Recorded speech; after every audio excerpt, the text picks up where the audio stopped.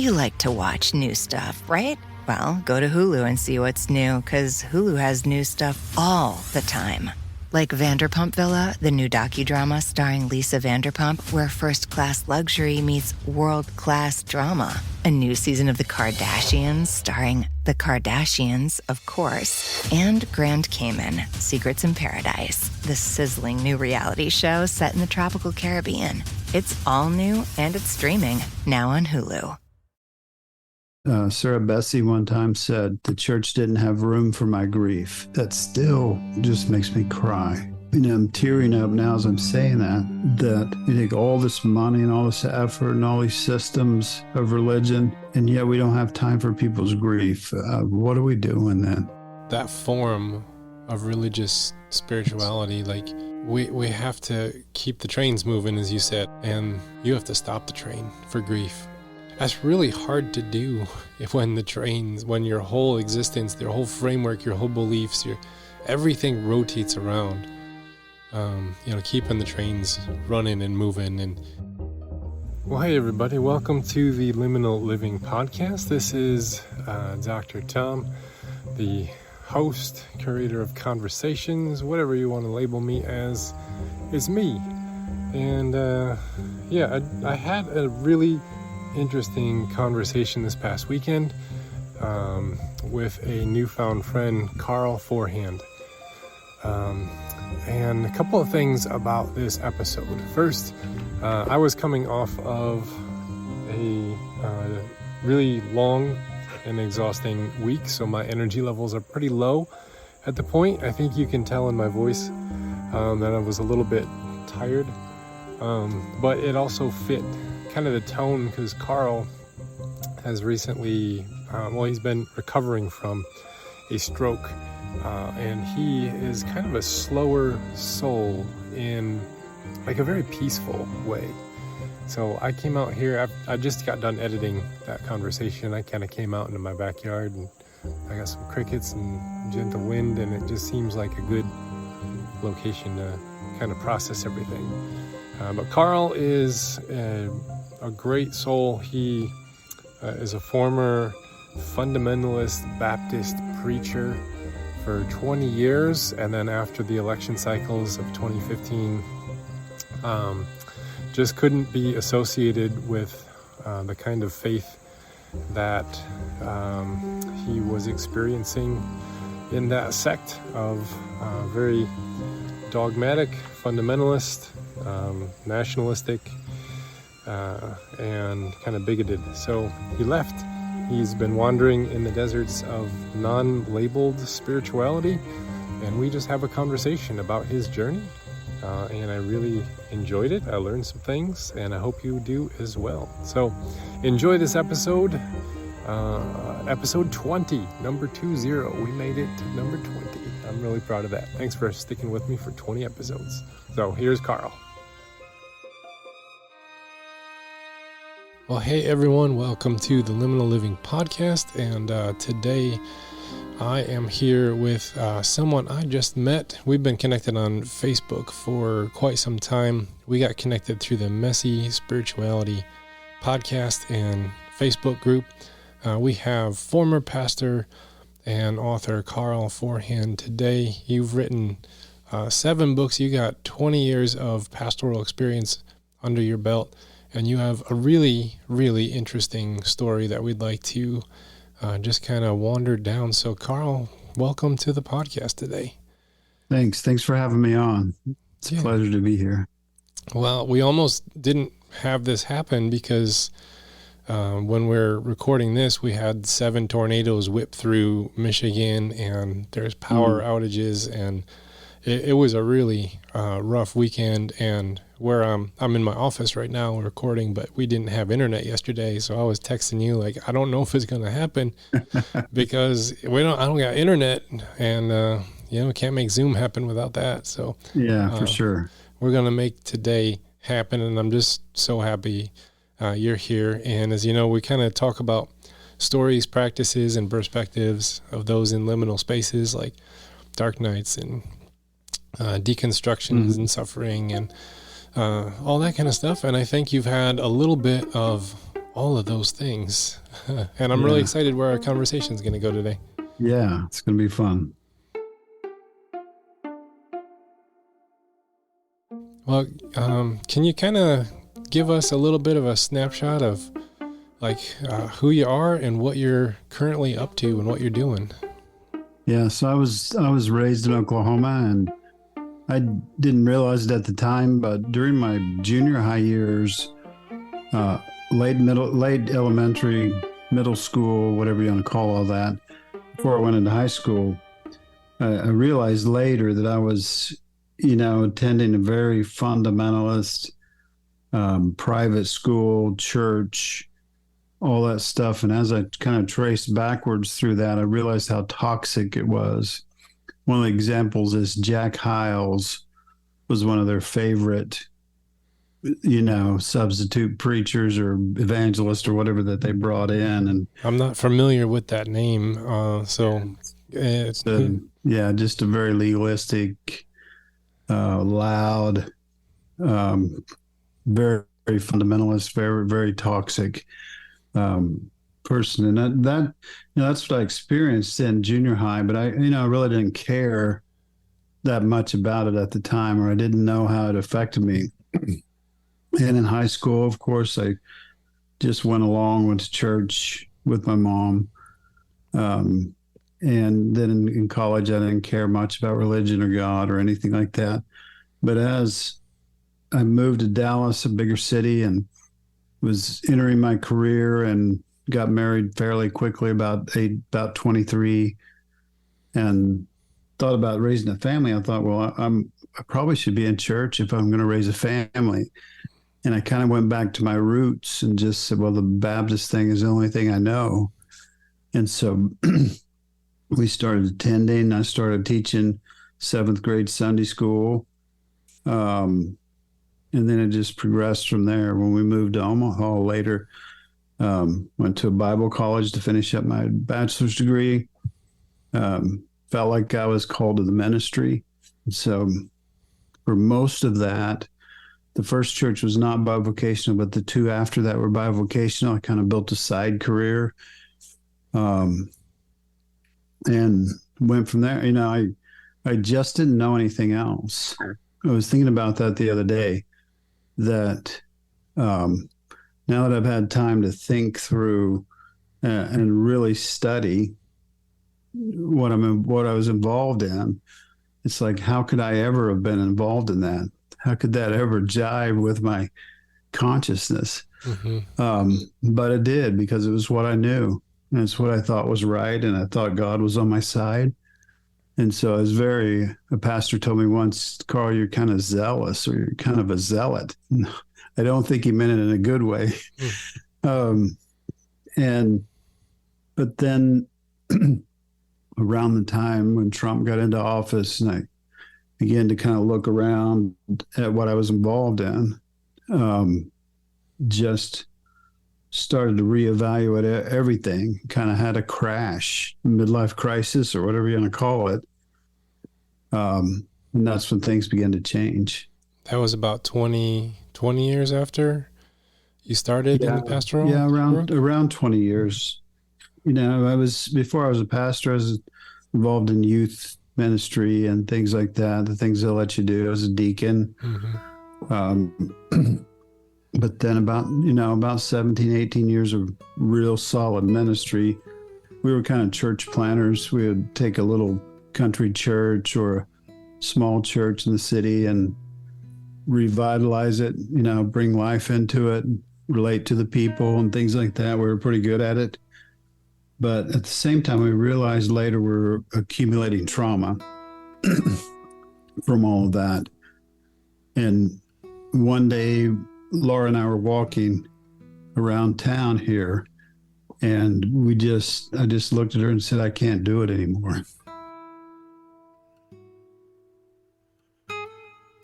I had a conversation once in front of my church where I was basically evaluating how I felt about the queer community in front of them. It was just like wrestling with this, and it was the issue of whether or not you should bake the cake for the gay couple. Mm-hmm. And At the end of the sermon, I just said, I can't do it. I mean, I would do it. I would bake the cake. And one guy's head just about spun off around. He turned red, and they still didn't, they didn't want me to leave, but I couldn't keep wrestling with those things in the pulpit and still lead a congregation at the same time. Mm. So that's kind of where it started. So that was around that 2015, 2016 realm. And it was around that time. It's real hard to pinpoint now because it was a whirlwind. Yeah, it seemed like everything descended at that time and just set everything in chaos. And when you say, that you were embracing, a form of fundamentalism, how would you describe that fundamentalism? What made you, looking back, say, oh, that was definitely, a form of toxic fundamentalism? Like what views or beliefs or even stances? Yeah, when I looked at my congregation and they were dear people, and their congregation was dead when I got there, and then it kind of came back to life and it grew. But when I looked at them and said, I preached mostly about grace and love, and I wasn't a hellfire and brimstone preacher or anything like that. I saw kind of just simple people, but they had been indoctrinated to hate gay people. They had been indoctrinated that whatever their form of politics was, it was right. It seemed like they just, even though I talked about love and grace, they still couldn't understand that they could treat gay people differently, that their nationalism, and kind of a white nationalism, was just part of the routine. All of those type of things. And really, when I started out, I probably was even afraid to talk about that or to say it out loud or write it in a book. My first book was called Apparent Faith. But what the lens for me was, how can God be worse than me?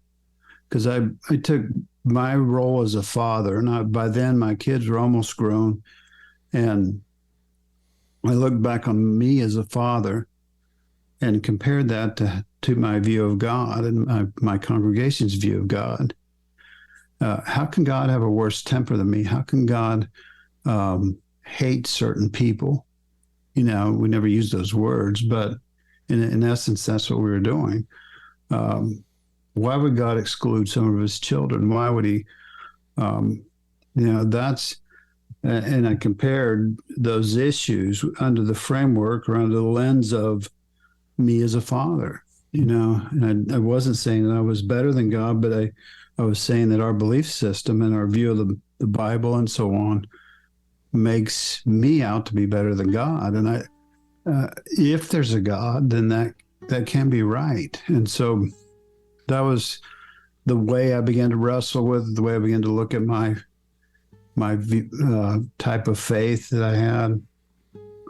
And it just really quickly began to become unraveled.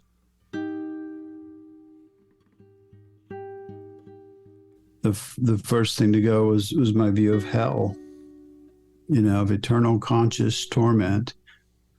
And you can ask anybody in any faith and ask them, would you torture your children for disobeying you? Even for 5 minutes, would you torture your children? And they say no. And I say, well, how could God? Well, he's more holy. He's more loving. Well, that doesn't make any sense. Mm-hmm. That he loves them more, so he would torture them worse for, and that kind of puzzled me when I was a kid, but I kind of brushed it off because when the pastor convinced me that I was going to go to hell, well, I walked the aisle and got saved at age 7. But looking back, I was like, what had I done wrong at age 7 mm-hmm. to be tortured consciously forever? Mm-hmm. And so anyway, those are some of the beliefs that started to go. And as one would kind of go, then I would look at something else. And kind of like a sweater unraveling, or however people describe that. We just began to change. Yeah, and like when you start pulling on the string, then you start noticing almost like a beaded necklace, like, oh, this one is coming out now. And then you pull on a little bit more and you're like, oh, this one was attached to the previous one, and now that one's got to go. And it's almost like this process of deconstructing. You're not just deconstructing like this belief and that belief. It's a web of like toxic guilt, shame, and just really unhealthy views of religion and people and God. But as you said, we don't know any better, because this is just what's been handed to us. We grow up in it, or we meet somebody and then we learn that they're religious, and then it's like, oh, well, then I have to be a certain way in front of this person. And I'm sure you got that as a pastor, where someone found out you're a pastor and all of a sudden they changed, and that moment is like, oh crap, I was just like speeding in front of this cop and I have to slow down. And it's like you pull those beliefs out and they're all connected. It's like a big web, and the next one and the next one and the next one, they gotta go. Yeah, I don't believe I was ever sad. Once I become conscious of how I felt about that belief, I wasn't sad. It wasn't like I was losing an old friend. It was like, man, I'm glad I discovered that. But at the same time, all of us, when we deconstruct or explore or find new things that are better, we have sort of a PTSD. There's an identity crisis that goes on. Like, well, wait, who am I now? Am I an atheist, or am I an agnostic, or what am I? Or I'm just or am I a progressive Christian or not so you have that identity crisis. Who am I? What do I do? Where do I go? And what do I really believe? You have to I like the term evolving instead of reconstructing. I like that because too. I have friends that deconstruct a little and then put it back together so that they can keep making, whatever the rationale is for that. But that didn't work for me. I need to keep, once I know that maybe some of my beliefs from the past are wrong, then all of them are suspect. And I think that's okay. And so far, after however many years it's been, probably 8 years or so now, I'm still deconstructing. I'm still evolving, and it still feels better and better the further I go. I didn't slide down the slippery slope. I didn't, be careful is the main thing you hear. And I haven't fallen into any danger. My wife and I are happier than we've ever been. We've participated in some healing, some shadow work and inner child work and therapy and things that we didn't get to do when we were in Christianity like I used to be, because there was so much bypassing. Anytime you brought up that, I'm struggling, it make people uncomfortable, and they give you platitudes, and we got to, wait a minute, the service is starting. We got to get back to doing church and doing things that we do, keep the trains running. But we've found so much healing. We've also found, we take elements of other practices.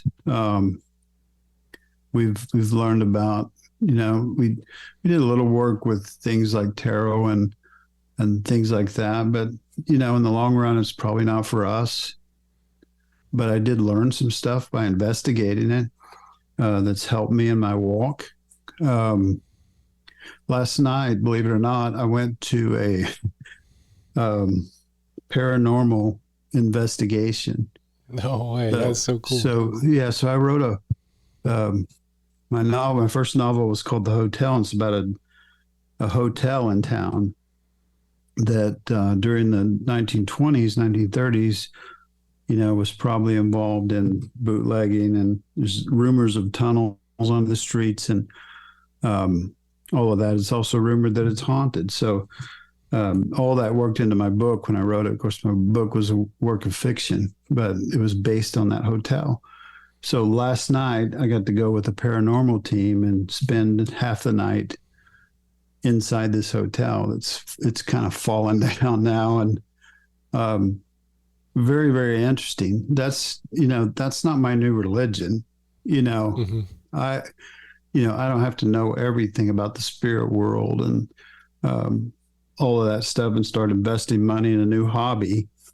It's just that I want to explore and investigate that and see what good I can pull out of it. How's it going to help me be a better human being? How is it going to enrich my life? How can it aid in my healing still? Almost everything I've experienced on this side of my old life has enriched me and blessed me. You say blessed me, right?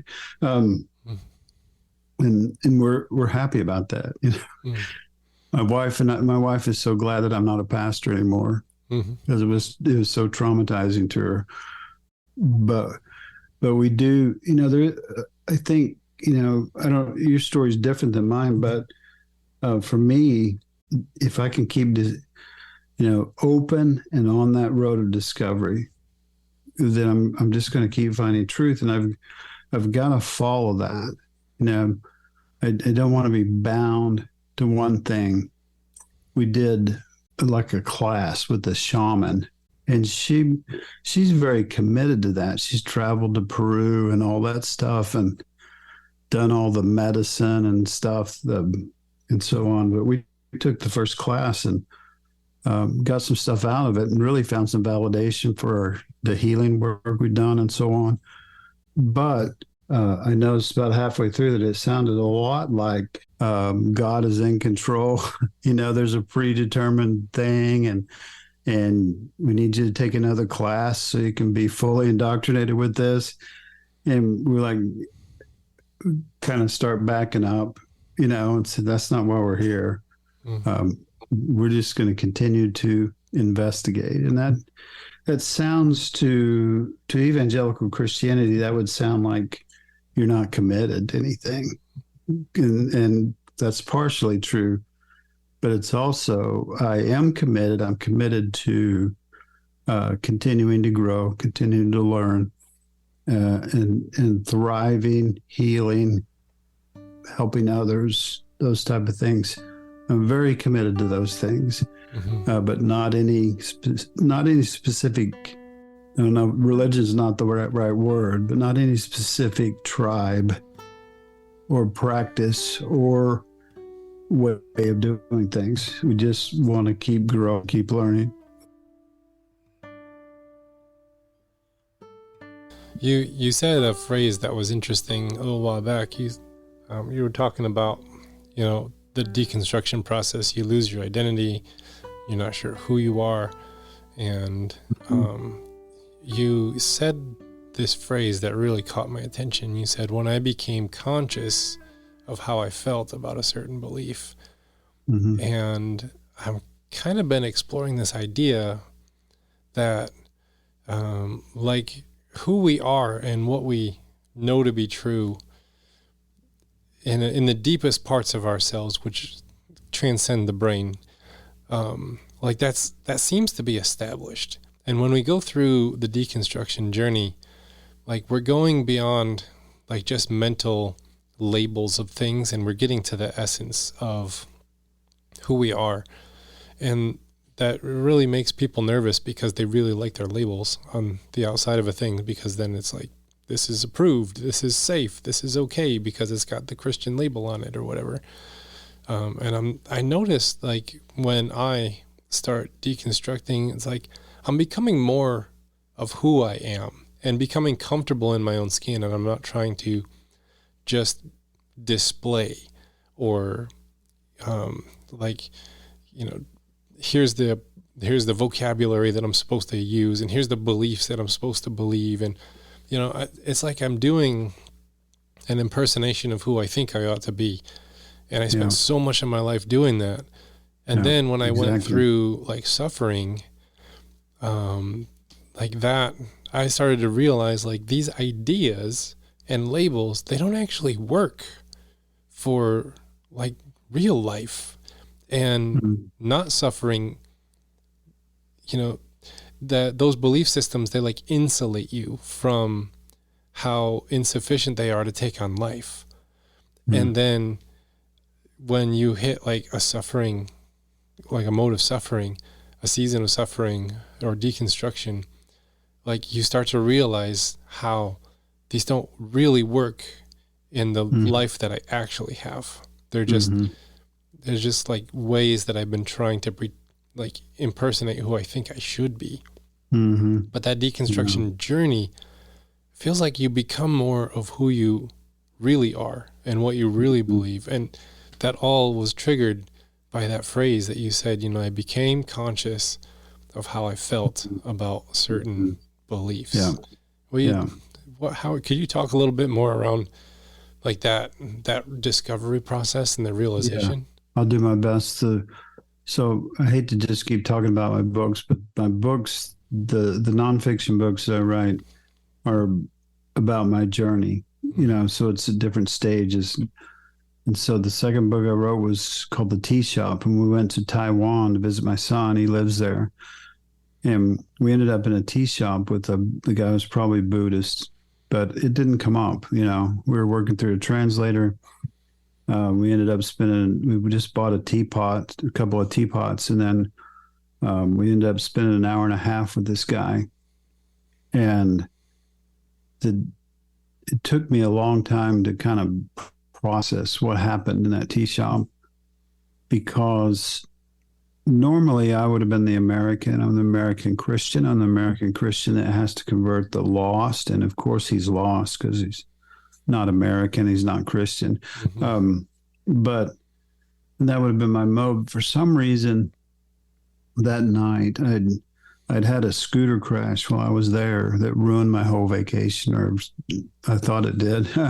And that redirected us to that tea shop where we had time now to sit. And so we just sat and we were present. And that's the first word. The second word is, I noticed this guy was one of the most authentic guys I had ever met.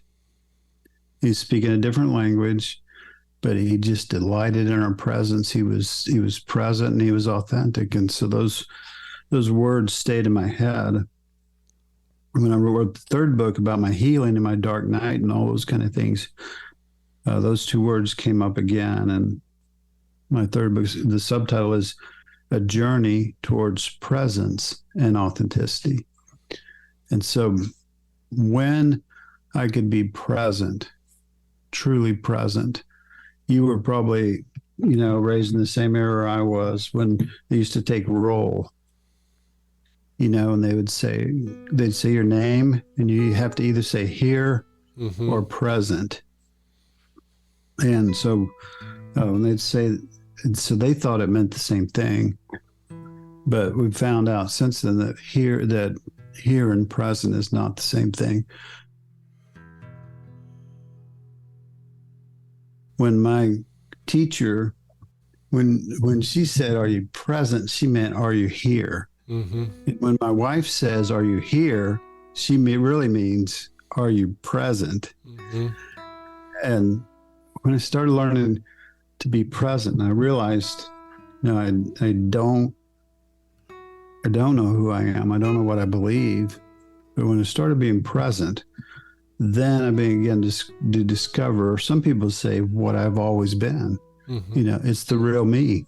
It's what I really want. It's what I really believe. It's how I really value things in my world and things like that. So I say it this way, and I sign every blog this way, and I don't know if I will into the infinite future, but right now I do.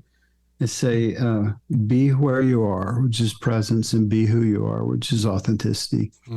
And I find that the things I admire in people more than anything is when they're authentic, when they're real, when they're who they are. like you said, when they're not imitating what they think they should be, which is all wrapped up in a system and the purpose of the system and those kind of things. So yeah, it's when we do interviews with people, we've done about 290 podcast episodes, and as we interview people, common words come up, and I can't tell you, it's almost every other episode that someone says how important being authentic is. Mm-hmm.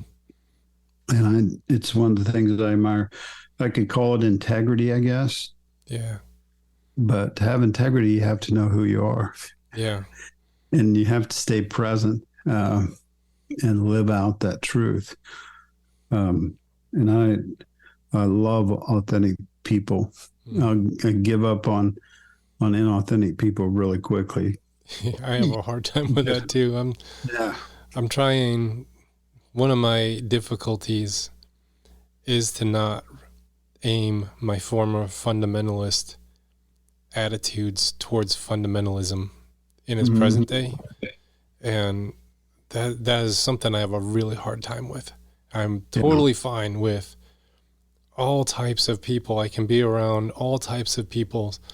And then I get around to fundamentalists, and then I want to be like neo-fundamentalist towards them. And it usually doesn't do much for me or them. And I don't really have an answer around that one yet, but that's my current struggle with my own judgmentalism is, I hear, I see a bumper sticker, like it's religious or political in nature, and I immediately clench up inside, and I'm like, you're one of those people. Right. And I want to re-aim my fundamentalist past self at those who are, I used to be them, and I'm still angry at myself for being that way. And it's almost like I want to take out, punish myself in the past by punishing these people of who I think were like me in the past, because I haven't really fully healed and forgiven myself for being caught up in fundamentalism.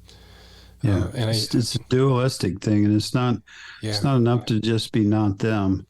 Right? It might be a theist or an anti-theist, an atheist. Well, we somehow, and I think most of it is, we got to get away from doctrinal battles, belief battles, things like that. What about pursuing, who you really are, what it means to be fully human, and to be exactly who you are? What would it be like to live that life out? Yeah. It's not easy. No. You have to be like, you tied that together before, conscious and intentional. And those are things I think that just grow over time and evolve. I like what Howard Thurman says. You got to listen for the sound of the genuine within yourself. And it's like, we know that when we get around somebody who's just really genuine, you and that individual in the tea shop, like, you heard the sound of the genuine. You're like, this is real, regardless of how it's labeled. This is real. Right. And I want to get in touch with, what's real. And you're talking about being here and being present are two very different things. And, that's all we ever really have is the here and the now, because we do a practice at our church. When we start, there's something I learned from monasticism is called the prayer of recollection. And what that does is we recollect our distracted, scattered existence across time and space. And, I'll remind people, you might be worried about something that happened in Colorado last week, so your part of you is last week in Colorado. You might be worried about something that's going to happen next week, and it's going to happen at work. And part of you is thrown into the future. And all of these past regrets and future anxieties disperse our presence across space and time, and then we become very dim in the present moment because we've scattered our attentions and our intentions across space and time. So we light a candle and we say, let's recollect our scattered, distracted existence back into this present moment, because this is what is real. This is what will prepare us for, that conversation that we got to have at work that might be really difficult. That's, this moment here can prepare us for that. But we have to be here, because that's all we ever have is here. Right.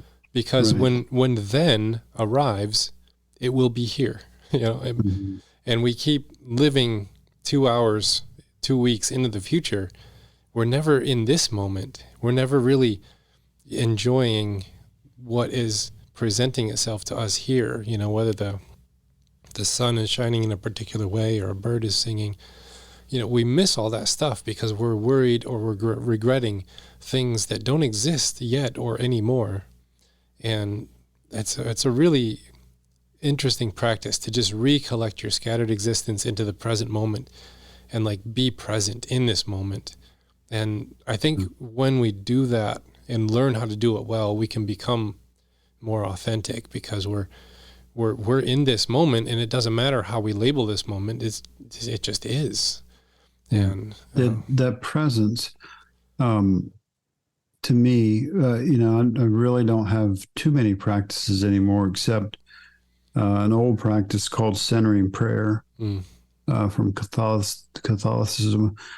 I can't get that word out for some reason, but and centering prayer is just where you have a word that helps you recenter. Yeah. But you don't ask for anything. You don't say anything. You're just present. And Laura and I went to a couple of quietness retreats and learned in 20-minute increments to, just be present for an hour or so. And the other thing that comes along with being present is listening. And I participated in some spiritual direction training from some Benedictine sisters, and they taught me a form of biospiritual focusing where they would, as you would talk, they would just say, well, what do you feel, and where do you feel it? And then you would tell them, and they'd say,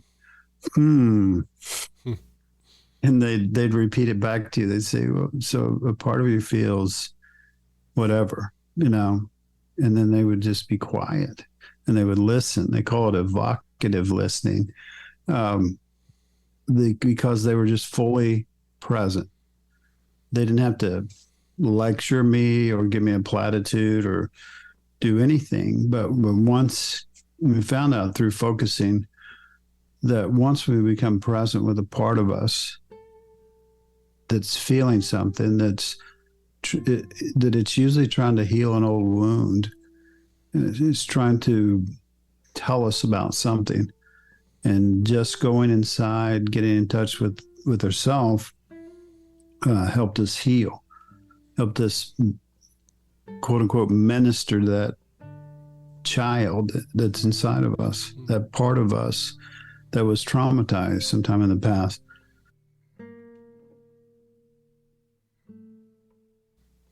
But also just when we're doing a podcast or listening to someone's sacred story,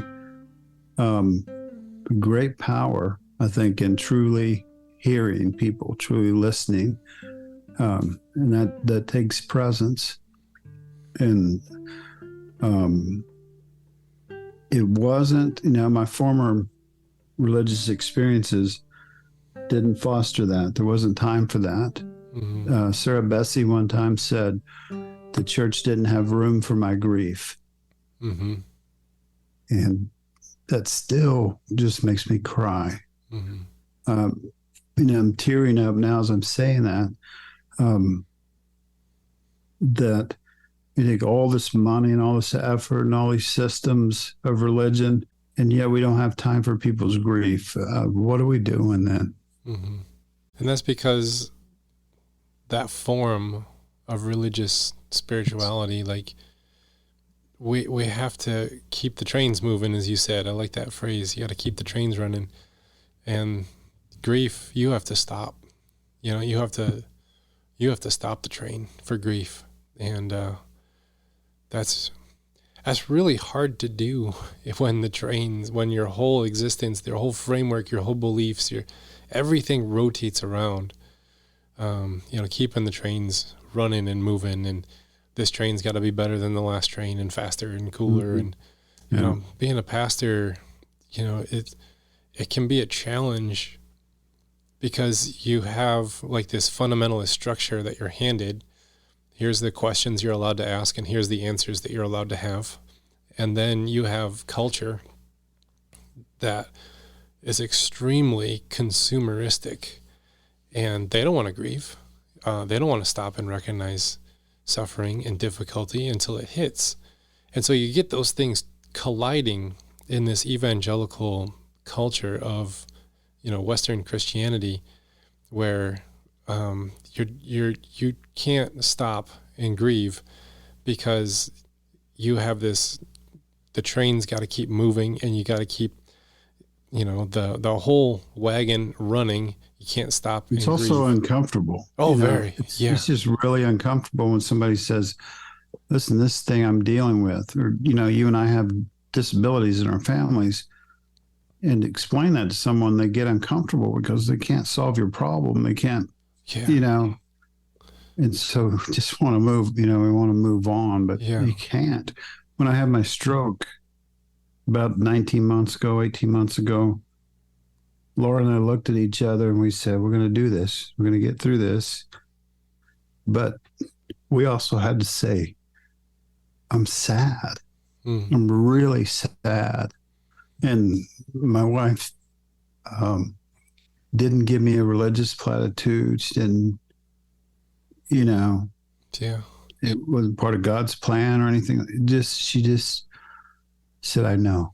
And we were there together.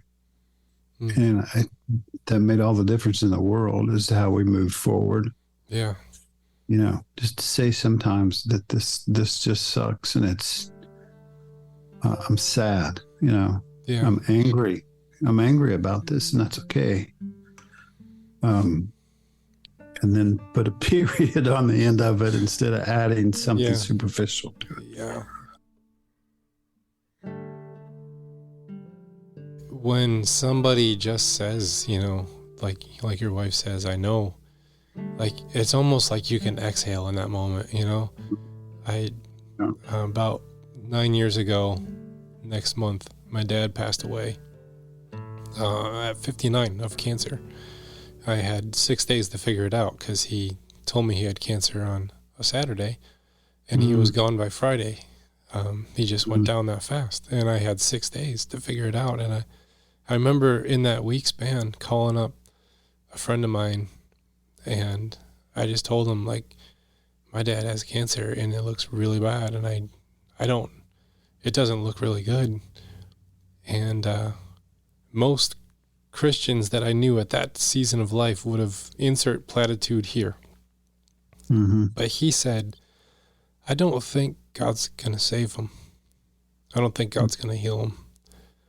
And, it sounds harsh. It sounds rough. But in the moment, I just exhaled. Like, I think so too.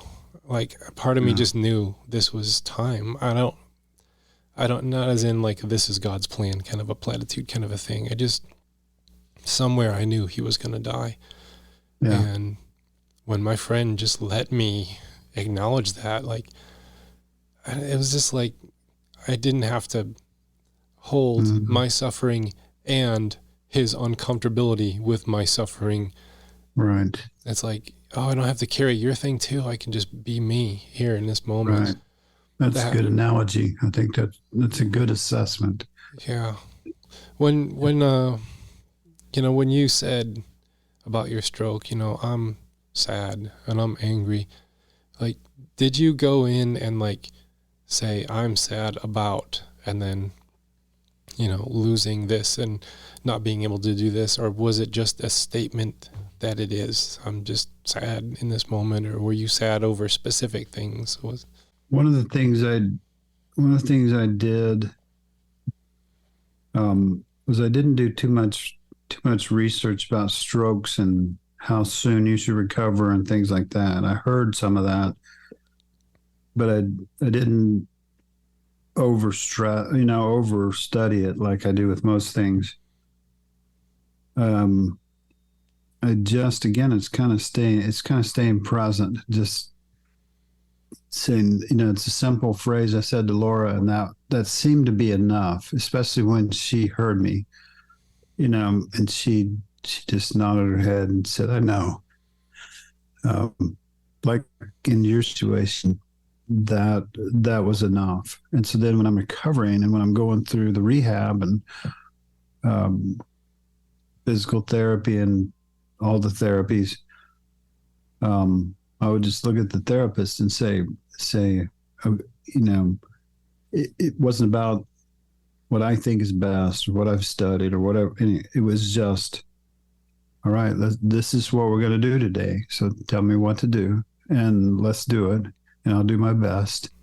And I'll try to, as much as I can, enjoy the struggle, but to admit those things and be seen with eyes of grace, with no judgment and just compassion.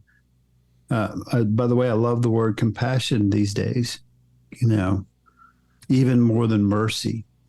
So I think mercy is connected to retribution, and I'm not a fan of retribution anymore. But but compassion is powerful. Mercy kind of gets us off the hook. Compassion is what heals us. And so when we're just simply honest, simply present, I think that allows people to be compassionate for us. To have compassion for us, and that's ultimately what heals us. When those inner parts of ourselves can experience that compassion.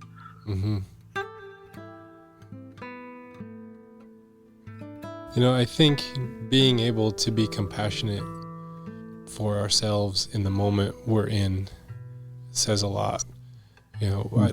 When you have self-awareness, you're very aware of yourself, your intentions, your motives, and all this stuff. When you have self-awareness that exceeds self-compassion, it can be a really difficult existence because you see so much of yourself, but you're not compassionate towards it, and then you're down on yourself all the time. And being able to encounter compassion in another person, it's almost like it gives you permission to be compassionate to that part of yourself too. Like that you have a weakness, or, as you said, you have disability. So now there's things that you can't do, and now you live in a world that's not made for you. You have to adjust yourself to try and be in a world of able-bodied, able-minded people when you have this disability. And yes, we have laws that there has to be ramps and all these other things, but people they're not aware of disability and how it slows people down, and we just want to run at 20 miles an hour, 40 miles an hour, 80 miles an hour, and I'm just walking at my pace here. And it can really make you feel like, what's wrong with me? Why can't I fit into this place and these people and this stuff? But then when somebody slows down and comes next to you and just says, I hear you, I see you, I have compassion for you. And it's like, it's not me that has something wrong. It's the world is not providing a hospitable place for me, and that's not my fault. Yeah. People, Thich Nhat Hanh, the I think is a Vietnamese Buddhist, talked about mindful walking. Yeah. And sometimes I like to look at in my life kind of like that, as hopefully it's just a mindful walking. But I was such a doer. The main title of my third book is Being, just being. And to me, most of my life, that was a cop out. If I was said, I'm just here. But my stroke has helped me some with that, just to be where I am, be who I am, but walk through life mindfully. And most times that means slowing down, you know, and to experience those things, even the uncomfortable things, you know, with, I hate to use words like gratitude and, you know, because we can overuse that, you know, and we're trying to put a positive spin on everything. Yeah, yeah, absolutely. And sometimes it sucks, but sometimes it's good, and sometimes it's deep, and sometimes we can't explain it, and sometimes we can. But just to be mindful and taking deliberate steps to just be where I am and be who I am, and just like we talked about before. Yeah, that, and giving yourself permission to be who you are, where you are. That is really difficult in a society that says time is money. And the faster you can go and the more you can get stuff done, then the more productive you are and the more money you make. And like that's like if we're hot water, that's the tea bag that's been dumped into us, and there's no getting away from that influence upon us to rush around and be, you know, crazy productive, crazy busy, crazy, and then you get suffering and you get grieving and deconstruction, and all those things like screech you to a halt.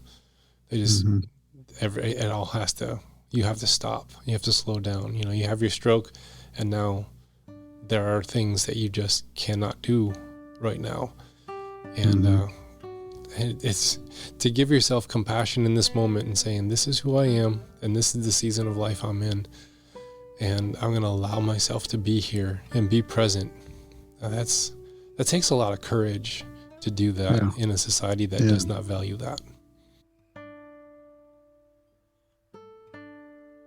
I hate to use a lot of colloquialisms or whatever, but you know, we work, so we go on vacation and go somewhere and sit still. And really that relaxing and sitting still, being where we are, could happen right now. You know, I have trees outside my backyard. It's, when I take the time to look at my back door, it's beautiful. The trees behind me and the animals and all the insects and so on. But during my stroke recovery, I had lots of time to just enjoy that and to be there. And then I've taken vacations, you know, where it was hard work to get there. And when I got there, I was stressed out, and the plans didn't go like I expected. And you kind of start to ask yourself, what am I doing? You know, what is all this doing? Where am I going? And what's it accomplishing? Maybe something that I could have right now, just by maybe slowing down a little bit and being more conscious and aware. Yeah, I really like your practices of, you know, be present and be authentic. That, I think that really sums up what spirituality is trying to do, and then humans make it do something else that's more profitable or builds a bigger system or gets more involvement. But when you boil it down to the essence of what we're supposed to be doing as human beings, I think that pretty much sums it up. Wouldn't you? Like, be present and be authentic. Yeah. And some, you know, a lot of people deconstruct into progressive Christianity. I'm not against that. I'm just saying, be aware that sometimes, not always, sometimes just dragging the toxicity from one system to another. Yeah. And we're repeating some of the same mistakes. And I just, you know, for me, it requires staying, you know, to me, it looks like one side of me is just open and I'm moving forward. And in our new book, we call it leaning forward. Like when you're a kid and you go, what's that? And you go look at it, It's kind of just that openness, taking steps and just learning to be more conscious and aware. Am I recreating the same shit I left all over again? And you have to be intentional about that. Yeah, absolutely. Everything is going to pull you in the other direction. I know it will. That intentionality and attention. I think that is a big deal. Well, I just want to thank you for being on our podcast today and sharing your story and sharing your life and some practices and perspectives. And, normally I like to close with, give us some practices that you do, but we've been kind of just talking about those through the whole time. And I just think you're a very courageous and authentic individual. And I just thank you for being here and sharing your story. A couple of times. Well, that's all right. That shows that you're in the moment. You're allowing yourself the vulnerability to feel your emotions, and that's something that I need to work on. That's really hard for me, and you're doing it, and thanks for showing me that. Yeah, indeed. My pleasure. That time went fast. It did. We already talked an hour. Well, I don't know how to end podcasts, so I just hit end over here. Well, thank you so much for listening to our episode here of the Liminal Living Podcast. And sorry it's a late episode, but I had some things going on, and but we got it out to you this week anyways. And I'm glad that you were patient and you stuck with us for this journey. Next week we'll have some more conversations. I've got some Ask Me Anything planned for the upcoming. So, because I still got a couple pages of questions y'all have submitted that I've been pondering around. So I'm working on that this week, and I'll have you something coming out very, very soon. So thank you for listening, and we'll catch you next week. Peace out.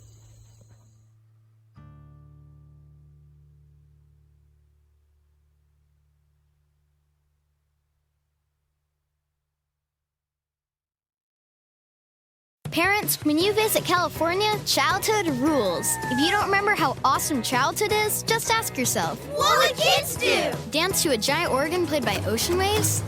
Yep. Camp in floating tree houses hundreds of feet off the ground? Check. Jump in a big tub of mud on purpose? Call it rejuvenation. We don't care. Just pack your fun pants and let childhood rule your family vacation. Discover why California is the ultimate playground at visitcalifornia.com.